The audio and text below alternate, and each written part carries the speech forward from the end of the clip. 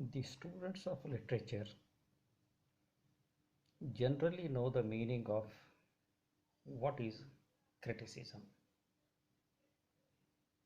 and every student of literature generally quotes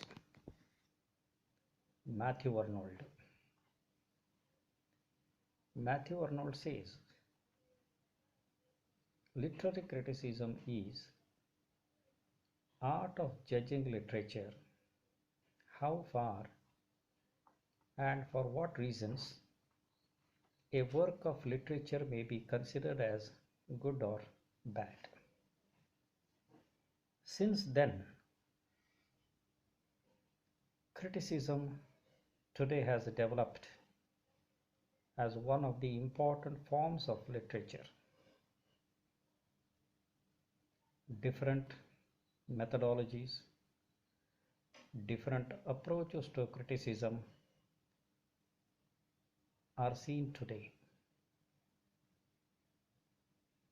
Structuralism, post-structuralism, colonialism, post-colonialism, reader response theory, Orientalism, queer theory, etc. etc.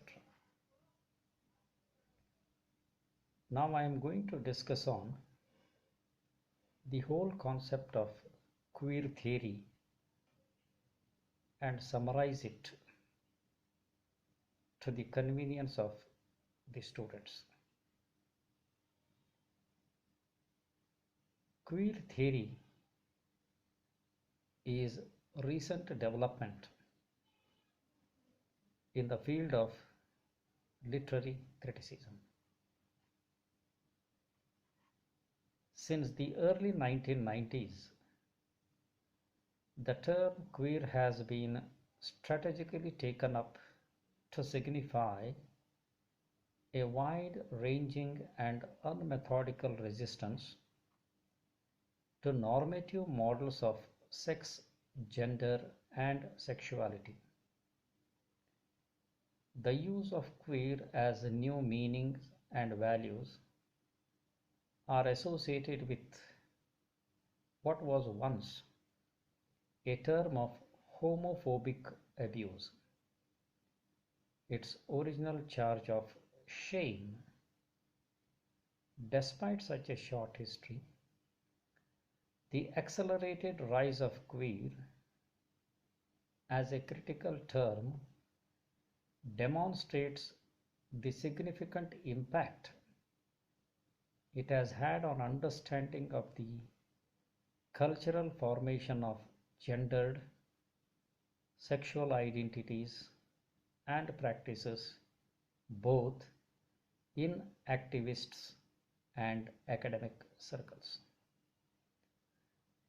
The term queer is taking on different and contradictory meanings in different articulations, synonymous with lesbian and gay, for which it becomes convenient shorthand. It also refers to a generational or even fashion-led distinction between old-style lesbians and gays and new-style sexual outlaws. It is a coalition of non-normative sexual identities which might include lesbians, gay, bisexual, and transgendered people. Queer denotes not an identity, but the taking of a critical distance from the identity-based categories of modern sexuality of identity politics, central to traditional understandings of the lesbian and gay communities. Teresa de Lauretis, an academic and critical theorist, has been credited with coining the phrase queer theory. She edited a special issue of the Feministic Cultural Studies journal entitled Queer Theory, Lesbian and Gay Sexualities. She indicates three interrelated critical projects. 1.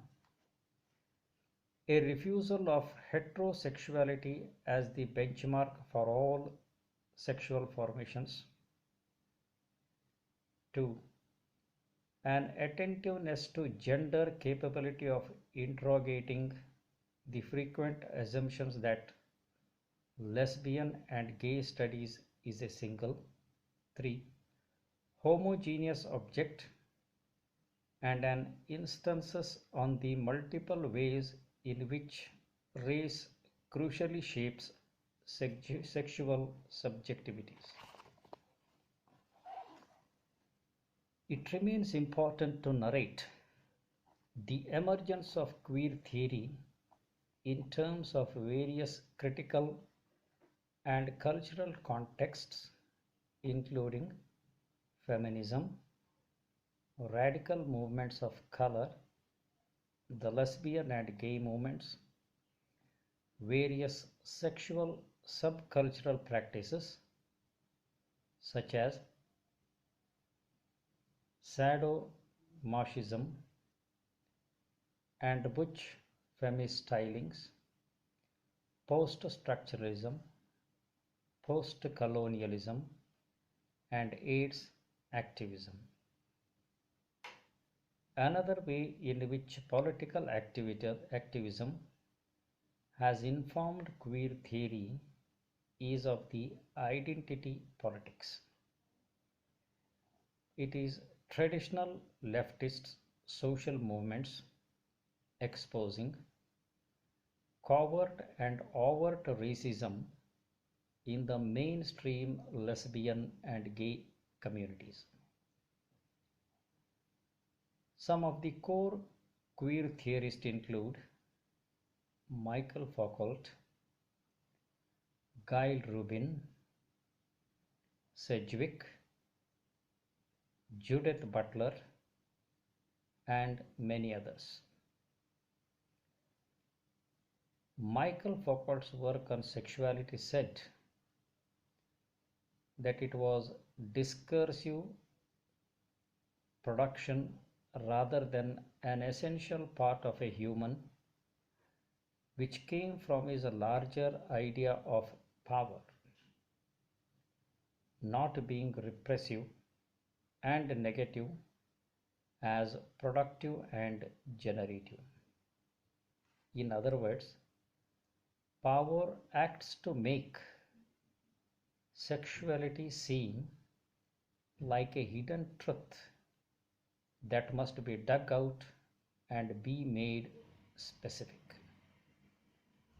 Foucault refuses to accept that sexuality can be clearly defined and instead focuses on the expansive production of sexuality within governments of power and knowledge. Gail Rubin's essay, Thinking Sex, is often identified as one of the fundamental texts, and it continues Foucault's rejection of biological explanation of sexuality by thinking about the way that sexual identities as well as behavior are hierarchically organized through systems of sexual classifications. Eve Sedgwick, in her book Epistemology of Closet, argues that the homo-hetero difference in the modern sexual definition is vitally disjointed for two reasons: that homosexuality is thought to be part of minority group, and how homosexuality is gendered to be either masculine or feminine. The theorist Judith Butler draws much from Foucault's ideas, but with a focus on gender. She argues in her book titled Gender Trouble. She says that gender, like sexuality, is not an essential truth obtained from one's body, but something that is acted out and portrayed as reality. Analyzing the implications of queer theory, it has been understood to be just about questions of sexuality, which has been opposed by many. However, some of them say it cannot be disconnected from the other categories of social status and identity. As a whole, queer theorists disagree about many things, but the one thing they do not disagree on is that if queer theory is to be understood as a way to test the established and stable categories of identity, then it should not be defined too early brackets or at all complete brackets, because of the possibility of it becoming too limited.